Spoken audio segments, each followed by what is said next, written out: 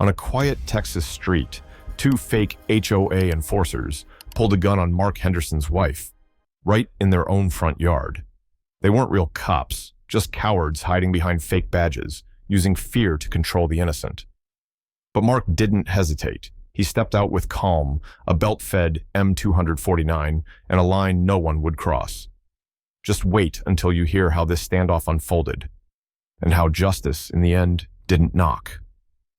It walked out ready. It started like any other weekend morning in the suburbs, slow, warm, and easy to take for granted. The sun had just climbed past the rooftops, casting long shadows across neatly trimmed lawns and quiet cul-de-sacs. A faint breeze moved through the maple trees, rustling their branches just enough to break the silence every few minutes. In the distance, a lawnmower started up. Someone's sprinkler clicked into motion. A dog barked once and was told to hush. Inside a modest two-story house near the corner of Ridgewater Lane, Mark Henderson stood at the kitchen counter, barefoot on cool tile, pouring coffee into his chipped blue mug, the one his daughter had given him for Father's Day years ago. It had a small crack near the handle, but he never replaced it. He took a sip, then leaned slightly toward the window over the sink. From that spot, he could see most of the front yard, the street, and most importantly, Megan. She was already outside, dressed in her weekend routine, jeans, old sneakers, and a sun hat so wide it almost looked like a joke. She trimmed the hedges with focus and patience, crouching low, then standing, checking her work from a few steps back before moving on. Mark watched her with a quiet kind of pride, not the loud, performative kind, but the simple gratitude of a man who knew what peace looked like and valued it. Megan didn't need to be out there. No one asked her to. But for her, order brought clarity. A clean edge on a bush meant control, purpose. This, the fresh coffee, the morning breeze, the hum of a neighborhood barely waking up, was what life was supposed to feel like, a small bubble where everything made sense. Mark set the coffee down and reached for the mail stacked beside the toaster. Bills, flyers, HOA newsletters, same recycled warnings about fence height and mailbox color. Then, a sound broke the moment. A voice, not Megan's, not a neighbor's, loud, sharp, authoritative. Mark stopped mid-motion. His fingers tightened slightly on the envelope he was holding.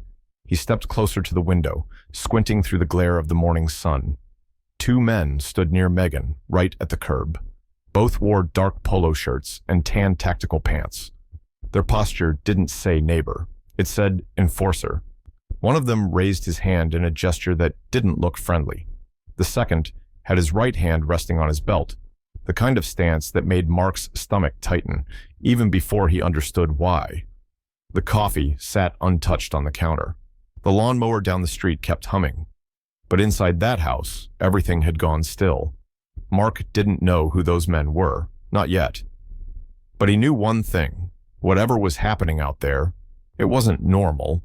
They didn't look like police officers, not quite, but they didn't look like neighbors either. As Mark stepped onto the porch, he saw the two men clearly for the first time. Both wore black polo shirts tucked into tan tactical pants, the kind you might see on private security or someone playing the part. Heavy-duty boots, radios clipped to their belts, and patches on their sleeves that read HOA Enforcement Division.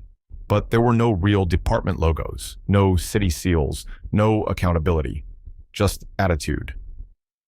The older of the two was stocky, maybe mid-50s, with close-cropped gray hair and mirrored sunglasses. He stood with his feet planted wide, chest puffed, one hand on his hip like he owned the entire street. His voice was loud, clipped, like he'd rehearsed every word in front of a mirror. Nahab. Ma'am, you've been warned. Repeated violations. Unauthorized hedge trimming beyond the easement. We're issuing a stop order, effective immediately. Megan straightened up, garden shears still in hand. Confused.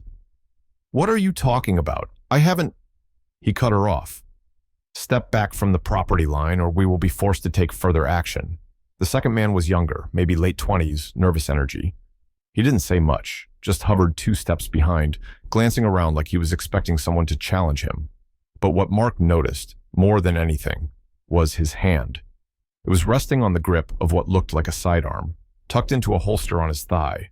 Not a tool, not a clipboard, a weapon. That was when Mark spoke, voice even, calm but sharp enough to cut through the noise. Who are you?" No answer. He took another step forward off the porch, now standing between them and Megan. "I said, who are you?" The older man finally turned, slow and deliberate. He didn't smile. "This is HOA business, sir. Back up. Your wife is resisting a code enforcement order." Mark blinked. Resisting? She was holding garden shears, wearing sneakers, on her own property. His instincts kicked in. Not panic, but precision. The part of his mind trained by years in the army, by countless what-if scenarios and worst-case drills, began to catalog everything. Stances, tone, proximity, threats. The younger man shifted again, and then without a word, he drew the weapon. Deliberate. 2 hands steady. He pointed it directly at Megan. She froze. No sound, no scream. Just shock. Mark didn't yell. He didn't move. He didn't even blink. But something behind his eyes changed. Something ancient, cold, controlled. The kind of focus that doesn't rise from fear, but from decision. Time didn't slow down to take. It stopped altogether. Mark didn't flinch. He didn't raise his voice. There was no adrenaline rush, no trembling hands. His breath stayed steady. His steps were measured. He turned on his heel and walked back into the house, quietly, as if nothing had happened at all. The sound of the door clicking shut behind him was the only movement in the still air. He crossed the living room, passed the hallway mirror without glancing at his reflection, and stepped into the bedroom. Every motion had weight, but no hesitation. He knelt beside the closet. 3rd shelf down, beneath a folded moving blanket, was a square of carpet cut perfectly around a recessed metal case. It was bolted deep into the foundation. Not an accident, not decoration. He punched in the code, a muted click. The latch released. Inside, a belt-fed M249 saw, well-kept and completely legal. It had been with him since his service days. Not just a weapon, but a tool of last resort. Inspected monthly, cleaned after every use. Maintained not out of obsession, but principle. It wasn't loaded for show. It was ready. He looped the sling over his shoulder, clipped the feet in with one smooth motion, and paused, just for a moment, to center himself. No emotion, no anger, just clarity. Then he walked back through the hallway, past the same mail from earlier that still sat untouched. Out the door, onto the porch, down the steps. The 2 men were still there, but they weren't speaking anymore. The older one stiffened first, his body locked into place like a statue. The younger man blinked, once, then twice, as if he was trying to process what he was seeing. Mark's boots hit the grass with a dull thud. He stopped about 10 feet away. The M249 hung at rest across his chest, his hands open, relaxed at his sides. He didn't raise the weapon. He didn't need to. His voice was calm, almost flat. "You have 5 seconds to get off my property." Nothing theatrical, no shouting, no threat in his tone. But the message was clear. This was not a discussion. This was a line drawn in quiet steel. The men didn't move at first. Then the younger one turned. The older followed. They backed away, fast but clumsy, never breaking eye contact. They didn't ask questions, they didn't argue, and they didn't wait to find out what came after 5. They ran without discipline, without coordination, without purpose beyond getting away. The younger one stumbled first, caught his boot on the edge of the lawn as he spun around and nearly went down. The older man cursed under his breath, his arms pumping awkwardly as he chased after him, trying to look composed and in control, but failing with every step. It was chaos, ungraceful, and for a moment, almost pitiful. They sprinted toward a car parked half a block away. A dusty Toyota Corolla that had clearly seen better days. Its paint was dulled from sun exposure, one headlight fogged over. On both doors, barely clinging to the metal, were magnetic signs. Neighborhood Patrol, printed in bold block letters with a generic eagle insignia beside it. The magnets were crooked. One corner on the passenger side had peeled back completely, flapping uselessly in the wind. This was their getaway car. This was their authority. As they jumped inside, door slamming, the Corolla lurched forward. Tires squeaked as the driver hit the gas too hard. The car swerved slightly as it sped off down the street, disappearing around the bend in a spray of light dust and humiliation. Mark didn't move, not a muscle. He stood there, feet planted on the edge of his lawn, tracking the car with his eyes like a man watching prey escape, not out of weakness, but patience. He memorized the license plate. One glance was enough, but he ran it through his head 3 times, crisp and clear. Megan stepped up beside him silently. Her hands were still slightly trembling, fingers curled into the sides of her jeans. She didn't speak, but he could feel her presence. Solid, shaken, but standing. She was alive, she was safe, and that was all he cared about in that moment. But inside, something was changing. It wasn't adrenaline. That would have faded. It wasn't the chaotic flash of fight or flight. He knew those feelings too well, knew how they came fast and burned out just as quickly. What settled in his chest now was colder, slower, heavier. It was hatred, not the noisy kind, not rage, not fury, not even revenge. It was the kind of hatred that settles in after everything is quiet, after the threat is gone, after you realize what almost happened and how easily it could have ended differently. A hatred that doesn't demand attention, only clarity. These men had shown up in broad daylight on a suburban street in a quiet neighborhood, wearing fake uniforms, brandishing fake titles, speaking in fake authority. But their fear, that had been real, and their weapon, that had been real too. Mark had served in places where uniforms meant something, where authority was earned, not printed in someone's garage and pinned to a polo shirt. What he'd just seen wasn't a mistake. It wasn't a prank. It was deliberate. 2 men with a script, a badge, and just enough audacity to believe no one would stop them. And if it hadn't been Megan, if it had been someone else, someone older, someone alone, would anyone have known until it was too late?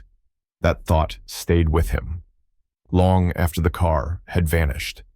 Long after the lawn had gone still again. He stood there for another moment, listening to the silence, letting it settle. Then finally, without looking back, Mark turned toward the house. Megan followed. The door closed behind them with a soft click. The world outside moved on. But something had changed, and Mark wasn't going to forget it. The squad car pulled up 10 minutes after the call, not with sirens, not in a rush. Just the steady crunch of tires over asphalt and the muted hum of an engine idling too long.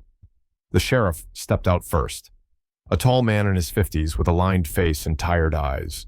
2 deputies followed, younger, more alert, not unfriendly, but not urgent either. Mark met them at the curb. No panic in his voice, no emotion on his face, just facts. He handed over a flash drive with footage from the doorbell camera, clear angles, audio included. Every second of the confrontation, from the moment the 2 men stepped onto his lawn to the second they sped off in that Corolla. He gave descriptions, ID numbers he'd seen on their mock badges, details about the magnetic decals, the direction they drove, the license plate. Megan stood nearby, silent, still pale. The sheriff took it all without a word, watching the video on a tablet as one of the deputies scrolled through. Mark could see their jaws tighten a little. They knew what they were looking at, and they didn't like it, but the hesitation was there, subtle but unmistakable. A pause, a quiet glance between the deputies, then the words that made Mark's stomach turn. "They didn't fire," one deputy said slowly. "Technically, it's not a felony unless they impersonated law enforcement with intent to detain, or unless the weapon was brandished in a threatening manner." Mark stared at him. "He pointed it at my wife." The sheriff exhaled, nodding slowly. "I understand. I do. But unless we find them with the weapon, or another witness steps forward, there's not much we can charge. Right now, it's just impersonation of a private security role. That's a misdemeanor at best." The word hung in the air like a mistake you can't take back. Misdemeanor? Mark's jaw tightened, not in anger, in disbelief. He looked at Megan, then back at the sheriff. So what happens when they go to the next house?" His voice was calm, controlled.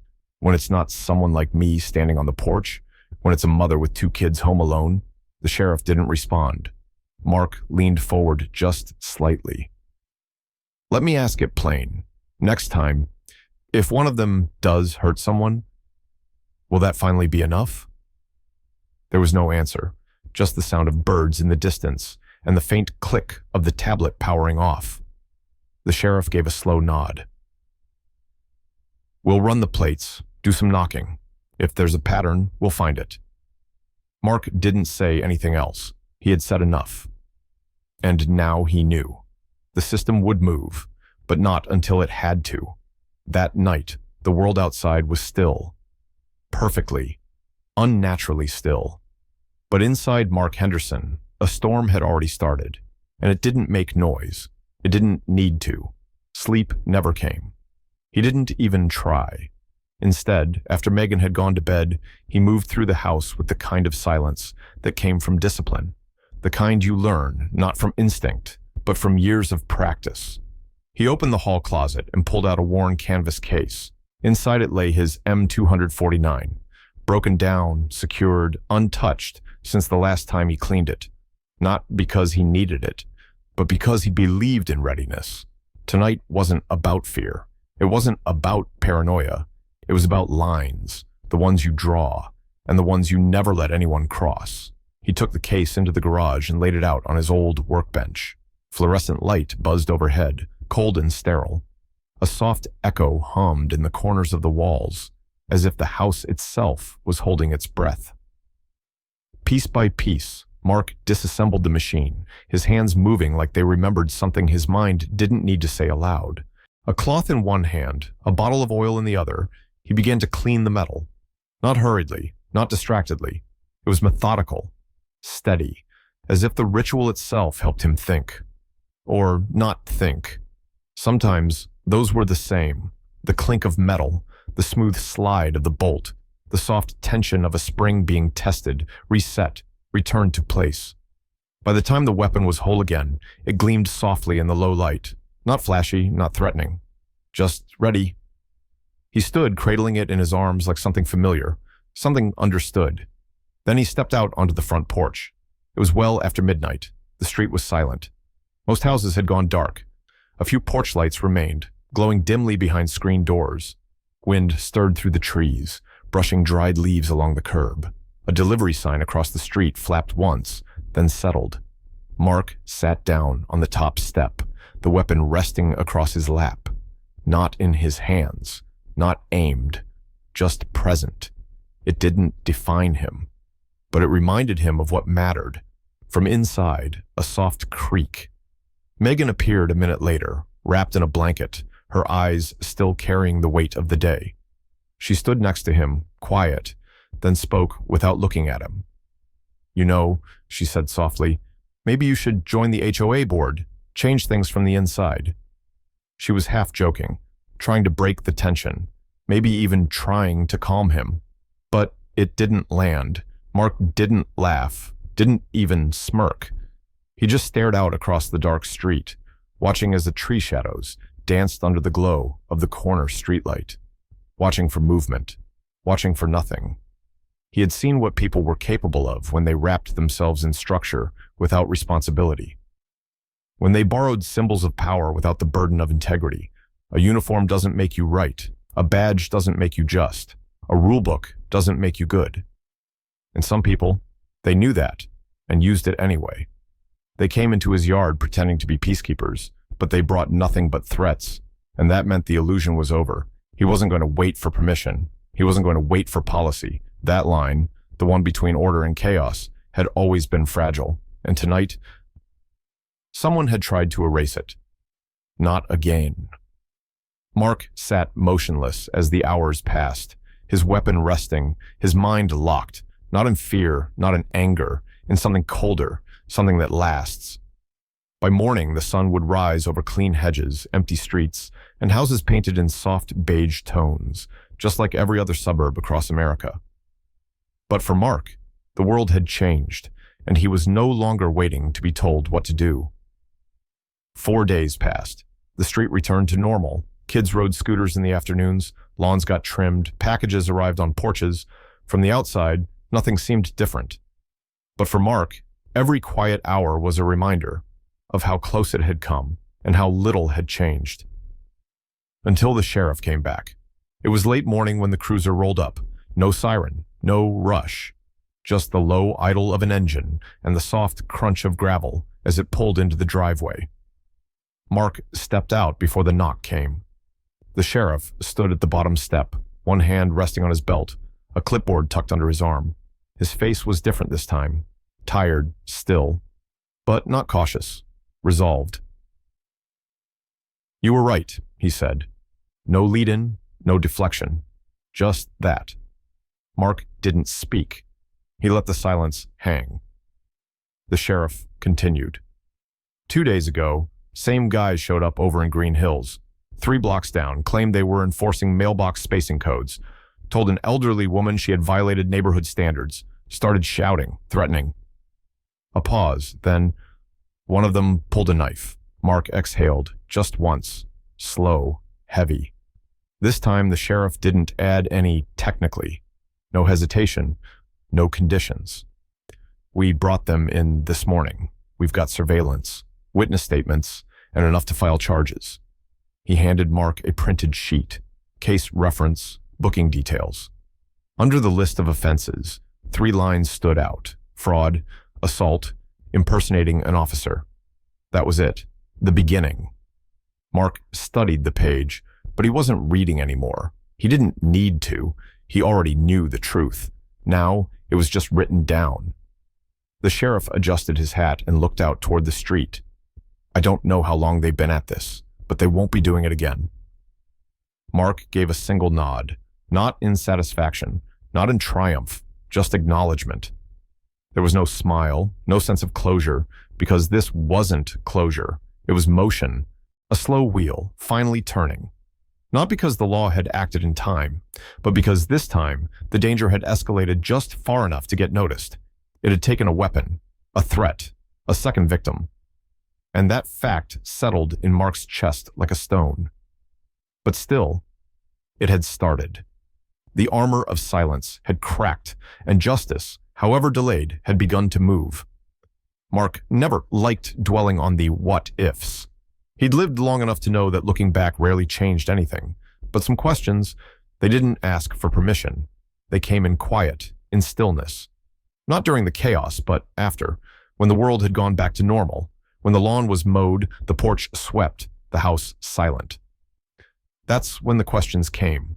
What if he hadn't stepped outside that morning? What if he had waited just 1 minute longer? What if he had convinced himself it wasn't serious? He replayed the sound of those voices, the way they carried that artificial confidence. Just enough tone, just enough posture to make someone second-guess themselves. He imagined Megan standing alone in the yard, garden shears still in her hands, looking up at 2 strangers claiming authority they didn't have. He pictured her trying to reason with them, to stay calm the way she always did, believing it was a misunderstanding, that if she just explained, everything would be fine. But what if it hadn't been? What if the threat hadn't been just a bluff? What if their fear, their insecurity, their hunger to feel powerful had tipped the scale in one wrong moment? Mark had served in places where those kinds of moments happened every day. Places where people learned too late that peace wasn't a default setting. It was something you had to protect, often quietly, often alone. And now, here in the middle of a peaceful neighborhood in Texas, he had seen the same truth in a new form. Threats don't always come with noise, and danger doesn't always wear camouflage. Sometimes it shows up in a clean shirt and a clipboard. Sometimes it speaks in polite commands and well-practiced lines. Sometimes it knocks on your door wearing just enough authority to make you hesitate.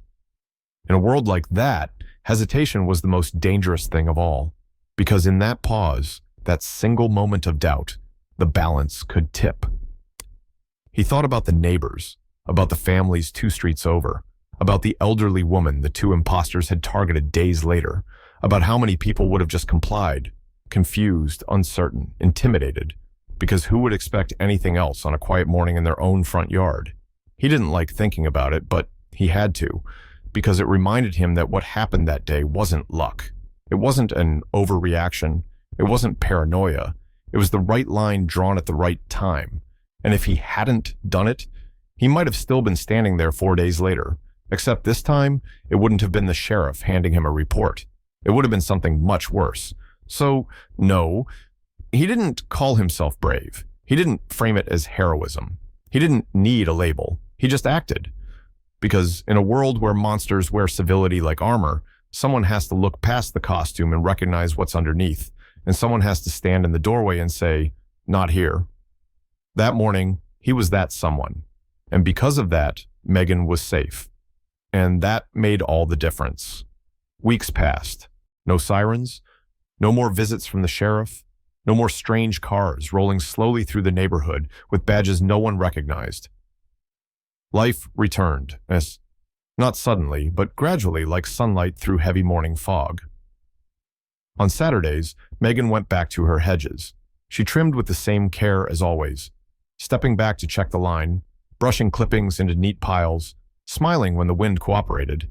It was the same scene Mark had watched 100 times before, but this time there was something different in the air. It wasn't tension. It wasn't relief. It was balance. The lawn was clean. The birds returned. Children rode past on scooters again, and the neighborhood, this small pocket of normalcy, found its rhythm.